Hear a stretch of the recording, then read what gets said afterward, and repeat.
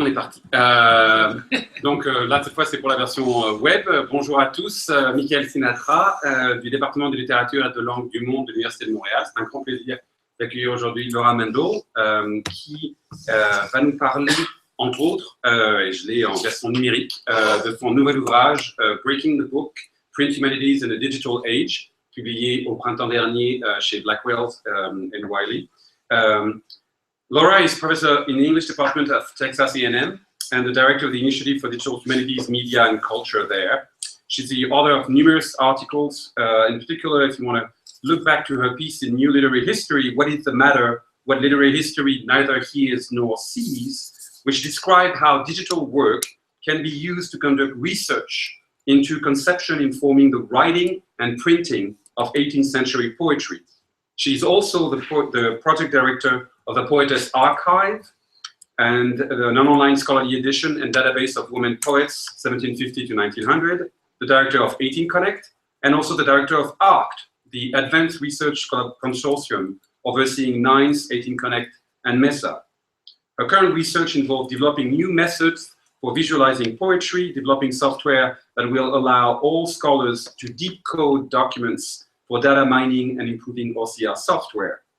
And as the author, most recently, of Breaking the Book, as I just mentioned, I encourage everybody to read this fascinating work, which is a manifesto on the cognitive consequences and emotional effects of human interaction with physical books that reveal why the traditional humanities disciplines are still to this day resistant to the idea of digital humanities.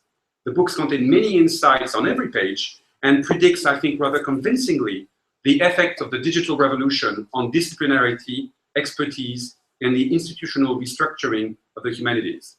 Please join me in welcoming Laura Mandell.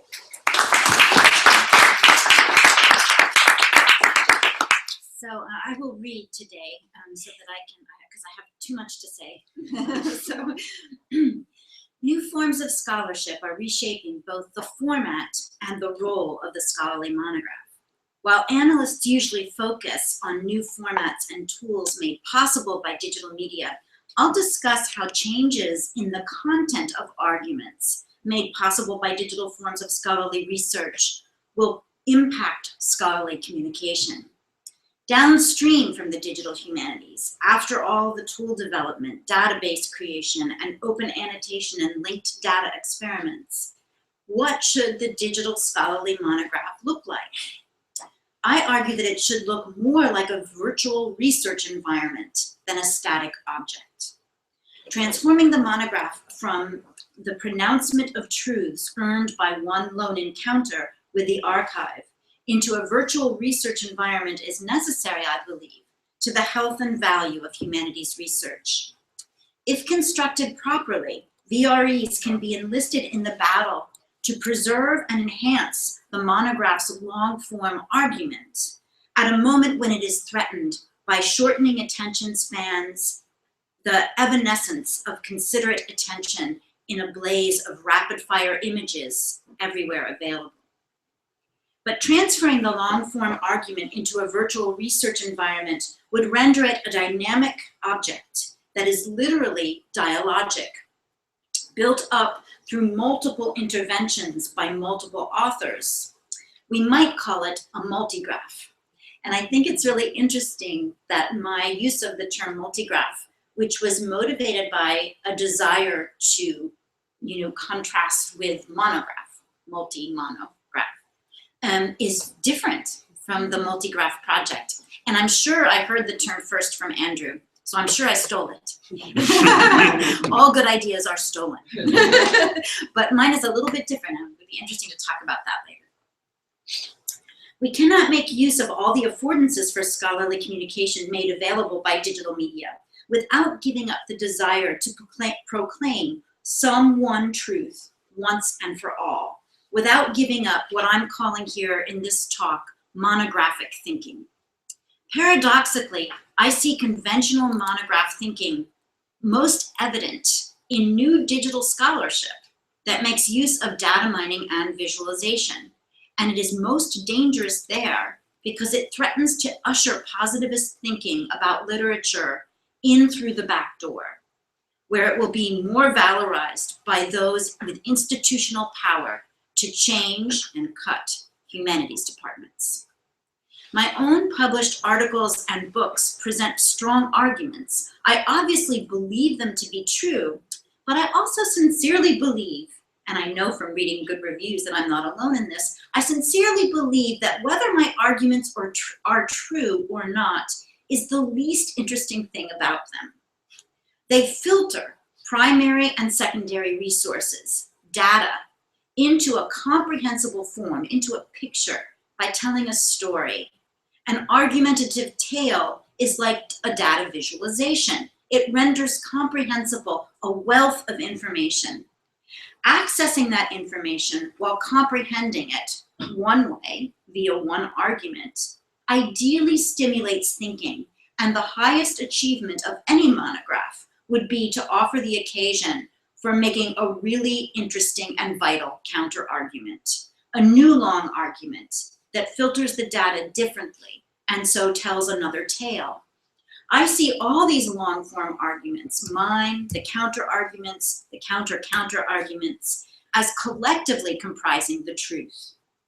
What I want to discuss today is how difficult it is to see that collective composition via our current infrastructure of published print books and journal articles, and to demonstrate that we have the opportunity to create something different. Digital media can influence literary and cultural studies by ushering in a new age of positivistic counting, or not. It can and should, in my view, court complexity, stave off facile empirical discoveries that seem to be textual data speaking for itself. The Mellon Foundation is attempting to influence the development of scholarly research environments by offering funds to presses who are willing to publish new kinds of digital monographs. West Virginia and Stanford University Press, we were mentioning earlier, among them. As you can see from Stanford UP's announcement, these presses will not simply be producing ebooks, but interactive environments on the order of another Mellon-funded project, Scalar Press. The Scalar Press platform, developed at the University of Southern California, spearheaded by Tara McPherson, allows for presenting film clips in a monograph that discusses and analyzes them. Here you can see Nicholas Mirzov's digital monograph, We Are All Children of Algeria, published in Scalar, containing video alongside text. Another major experiment in digital monographing is the Media Commons Press, which has been used to launch the new MLA Commons. MLA Commons is hosting an evolving anthology called Literary Studies in the Digital Age in Comment Press. Here in Dr. Fitzpatrick's own book, Planned Obsolescence, which was among the first monographs published in Commons Press software. Here, as you can see, people can engage in discussions with each other over a topic, or leave comments on and even peer review an argument that has been made by a primary scholar, which renders the monograph more of a collaborative workspace. The notice at the top of this opening screen, let's see, is it this one? Yeah. The notice at the top of this opening screen for Fitzpatrick's Planned Obsolescence tells us that it is now available in hard copy via NYU Press, which suggests to me a problem with this experiment. One problem with articles and books published in Media Commons is that it is designed so that P&T committees will get to see all the reviews in detail of any monograph that they are going to evaluate for promotion and tenure. Can committee members really read through not only the monograph itself, but commentary on it page by page, as it were? Do they have the time? And who besides those commissioned for planned obsolescence can afford the time to offer detailed commentary and rigorous intellectual work for no professional recognition whatsoever? We were talking about this earlier. So the first problem is that the Media Commons interactive mode costs too much time. The second is, given that it can be published in print form, is it really that different? Is it really exploiting all the affordances of the digital media environment? The same can be said about Scalar Press Productions. The newest model they launched for Scalar 2.0, a book by Jason Middle called Complex TV, has a rather printed codex-like table of contents, and oddly notes page numbers at the top of every page. I realized from those numbers that it is an already published book. It's Scalar instantiation, adding only the TV clips that are discussed in each chapter, all of which are available in a gallery of them. Here's the gallery. This is really no more than adding digital materials to a printed book. It's not pushing the boundaries of the print medium. It also has a Media Commons Press instantiation, this book, and it is available from NYU Press and on Amazon as an ebook. I think I have a picture of that. On Amazon as an ebook, which is where I bought it because I like to read it in bed with a little light on the Kindle. I will now discuss initiatives that attempt to remedy this problem by making it possible for us to see commentary on texts as publications in their own right. The Quirk Writer, developed by Quirk, or the Canadian Writing Research Collaboratory, does a beautiful job of allowing contributors to write annotations that are then saved, which make them searchable and, more importantly, findable digital objects in their own right. Quirk is modeled on Stanford's shared canvas, an editing environment for manuscript page images that similarly allows people from multiple institutions to leave scholarly commentary. The OAC, or Open Annotation Collaboration, has set standards for annotations that the Quirk Writer uses. Annotations are saved as linked data, as RDF triples. That means that they can be used along with the original resource, but also exist in the open semantic web, retrievable and reusable for many other purposes. Here's an image of linked data, and if you look at one of the sites mentioned in it, you can see that items are offered up for use via links. In this case, it's course reading lists.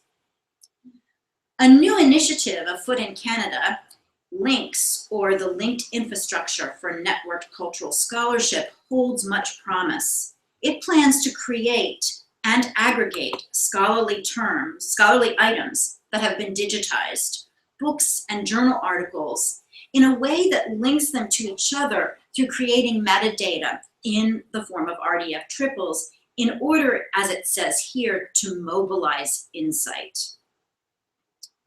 I wish now to discuss another digital affordance, the possibility of making the long-form argument appear in virtual research environments. You already know all this. It's interesting that when I talk about what the future will be, it's always Canadian projects. Have you noticed that?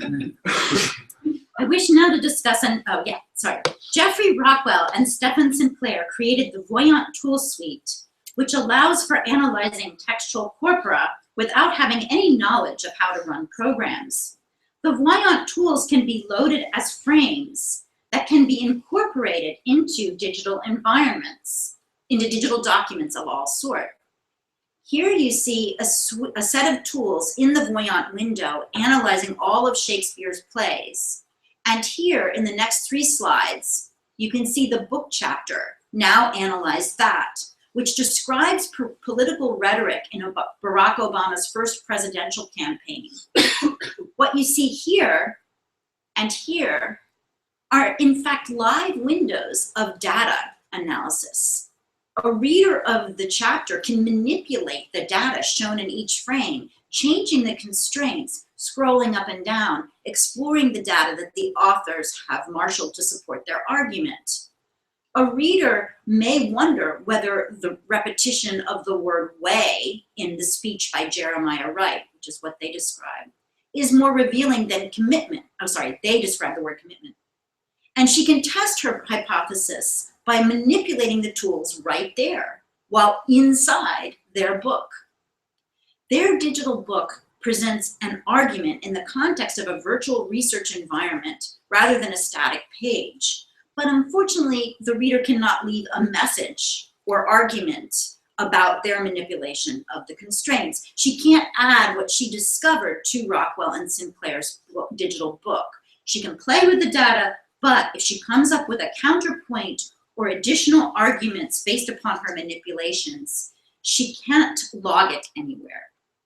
It would be ideal to add quirks annotating functionality to link any particular part of a monograph to readers' own long-form arguments, be they article or book length, that record their own manipulations of the data. And it would be ideal to have more tools available in the Voyant window. Juxta Commons, for instance, this one. Built by Andrew Stauffer at the University of Virginia, Juxta Commons allows comparing editions of a text to see how they are the same and how they differ. Here are two editions of Frankenstein compared, the differences between them highlighted in blue. We can even imagine incorporating the act of researching itself into a digital monograph. And we're working on building a tool for the ARC catalog that allows search as research. And I'm not going to talk about that today because it will take too long, but I can talk about it more in the question and answer.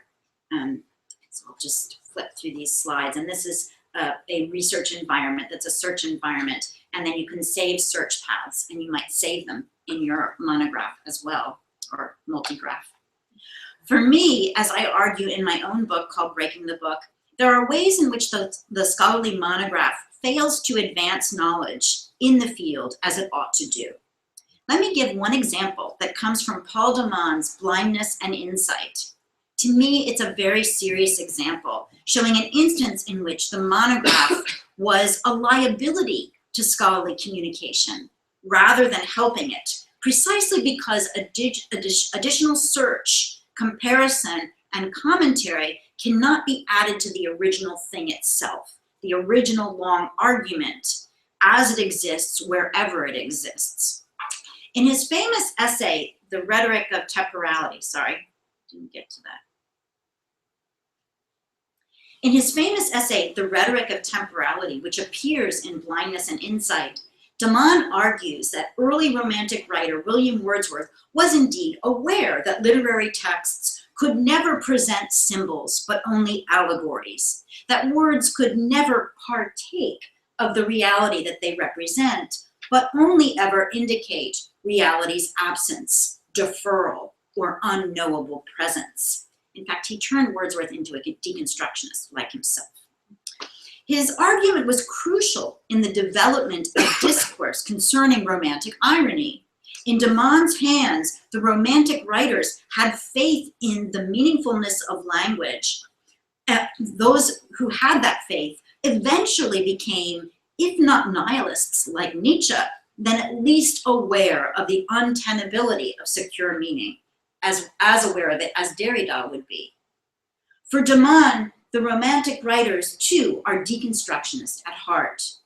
What I have loaded into Juxta Commons here, though, is not two editions of Wordsworth's essay upon epitaphs, but a line from the original essay and then Demand's quotation of that line, his evidence for arguing that Wordsworth didn't believe his own idealism, that he was an ironist, an allegorist, aware of the fundamental disjunction between words and world.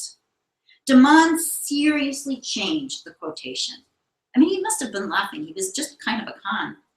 Demand seriously changed the quotation.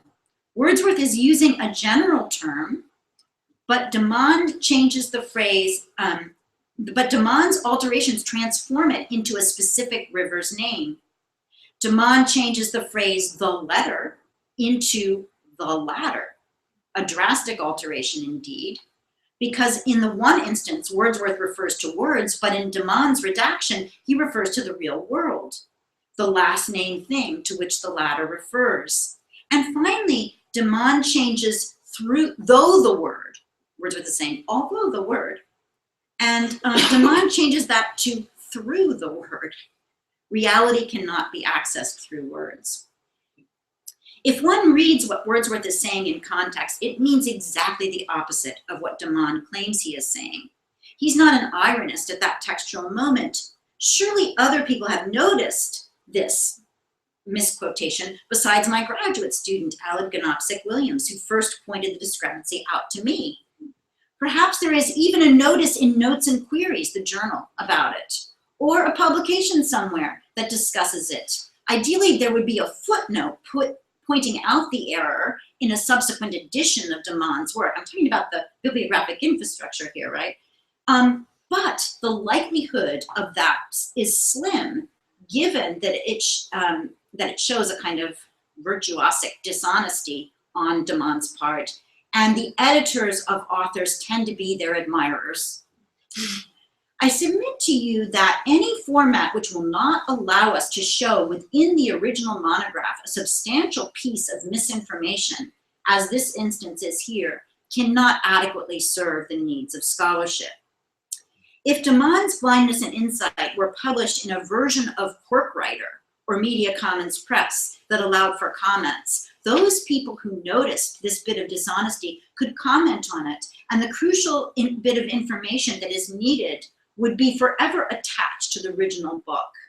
And we can imagine how wonderful it would be if any given monograph allowed for loading a quotation into Juxtacommons in a voyant-like window available in the text itself to compare to other versions of that quotation, including those considered to be authoritative, the original sources. In other words, it would be ideal if windows of live data containing texts being quoted and tools to manipulate them could be presented as part of an original monograph.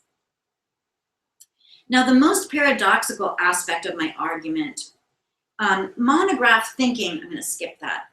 Monograph thinking, the belief that one can provide an incontestably true argument. And I have to say, de Man's argument in Blindness and Insight about Wordsworth held sway for a long time. I would say 10 or 15 years.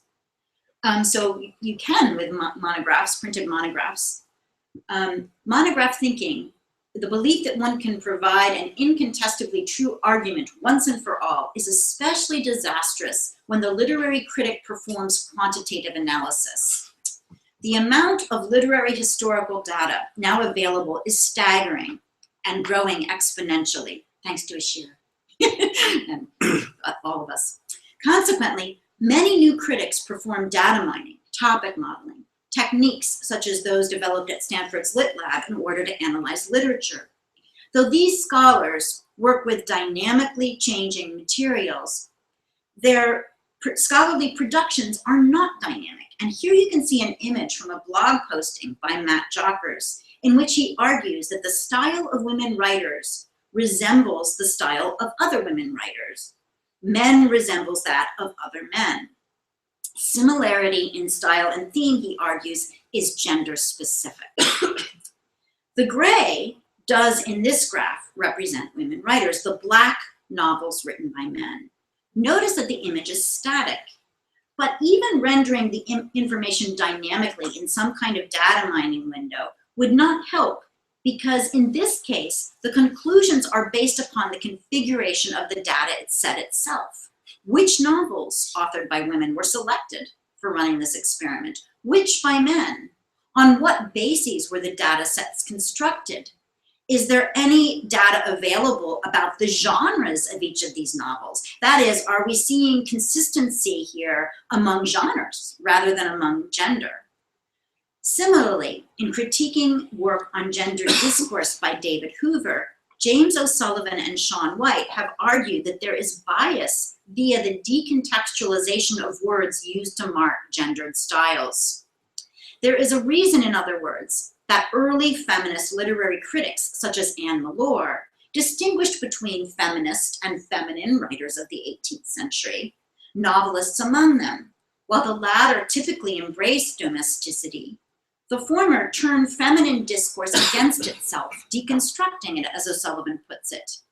And, as Ted Underwood points out, Nancy Armstrong's early Desire and Domestic Fiction argues that much power can be appropriated through inventive uses of what seem to be socially constricting feminine roles. While the research performed by Jockers and Hoover, Jockers publishes his on a blog, Hoover publishes his in journal form, but neither of them are manipulable, does not explicitly prohibit conveying interpretations of feminine discourse, such as those formulated by Mallour, O'Sullivan, White, Underwood, and Armstrong. In their monographic argumentative style, they insist that they have come up with empirically dictated conclusions women writers wrote using gender stereotypes.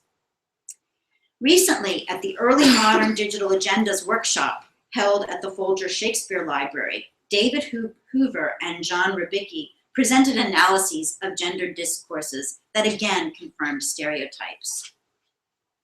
I asked Jan to critically examine how stereotypes might be built into the design of his data sets and the information gathered about them. Very willing to accommodate my queries, Jan compared Mary Wollstonecraft's novels and essays with novels and essays written by William Godwin and Samuel Johnson, respectively. His stylistic analyses confirmed what I suspected. Wollstonecraft's Latinate style in her two vindications, her two essays, makes those essays similar to the writing of Samuel Johnson, and that there is more distance between her styles chosen for specific genres than there is between her writing and the writing of people with other genders.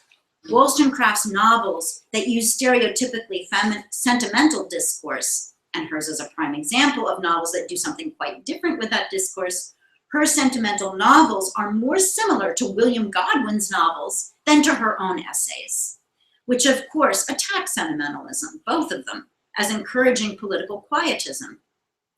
That's the vindication of the rights of men, and feminine weakness, and that's the vindication of the rights of women. The interchange between Rybicki and myself consisted in his presentation of a fact about 18th century women writers, my attack upon those facts over drinks later in the evening, his sympathetic response, we're talking infrastructure here, right? His sympathetic response and subsequent willingness to investigate other data sets.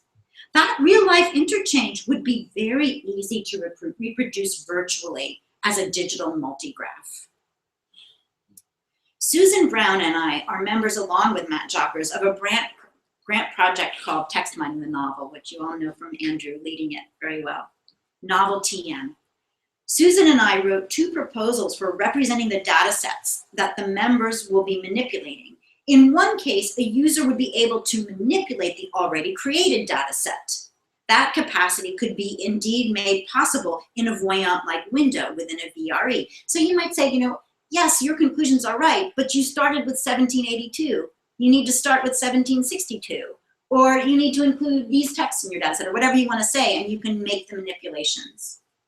In another scenario, a broker website allows users to manipulate the data itself, investigating the data set that was used, as well as the code used to manipulate it, clean it, topic model it, etc. A few journals may be on the horizon that will present data sets, along with theoretical arguments about selection, creation, and modification of them through algorithmic means, making available the code used on those sets in a methods commons. Let's see, there's methods commons.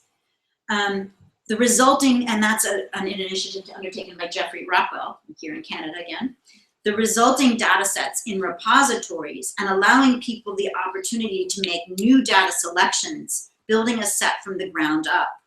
Ideally, the broker website could also appear in the VRE that the monograph could become, a presence that will insist upon the need for humanistic critical thinking as the basis of quantitative analysis, visibly and vociferously debunking any notion that conclusions derived from data, allegedly the facts, speak for themselves. To conclude then, I have been discussing multiple ways, let's see if I'm on the right, I might need to. I've been discussing multiple ways that the digital media ecology can transform the scholarly monograph into a virtual research environment, a multigraph, and have, I hope, convinced you that this transmediation needs to take place. How, you might wonder, could academia handle a proliferation of scholarly communications, of annotations to monographs in VREs that need to be vetted, both for the sake of being adjudged worthy of inclusion in the space of any given monograph? You don't want just anybody saying anything. This stinks, man. You don't want that. You want something that's really taking the monograph forward, both for the sake of being adjudged worthy of inclusion in the space of any given monograph, and for the sake of accrediting scholars who participate in the evolution so that they get credit and promotion and tenure. New modes of crowdsource peer review are being implemented by the Mellon-funded and groundbreaking Press Forward Foundation, which hosts both the Journal of Digital Humanities and its feeder stream, Digital Humanities Now.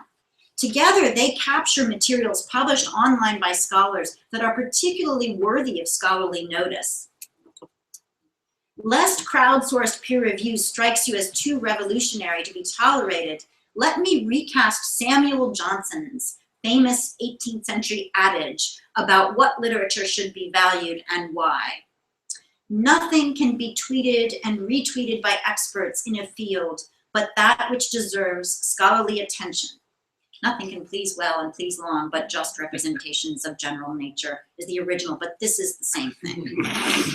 In other words, our digital media ecology, I believe, solve the world enough and time problem, as well as the need for myriad mini VREs, spaces of search, research, data interrogation, and design, each one based upon long-form arguments. For the printed static monograph to be transformed into the digital VRE multigraph, we have to be willing to change, but the value and integrity of our work depends upon it. Thank you.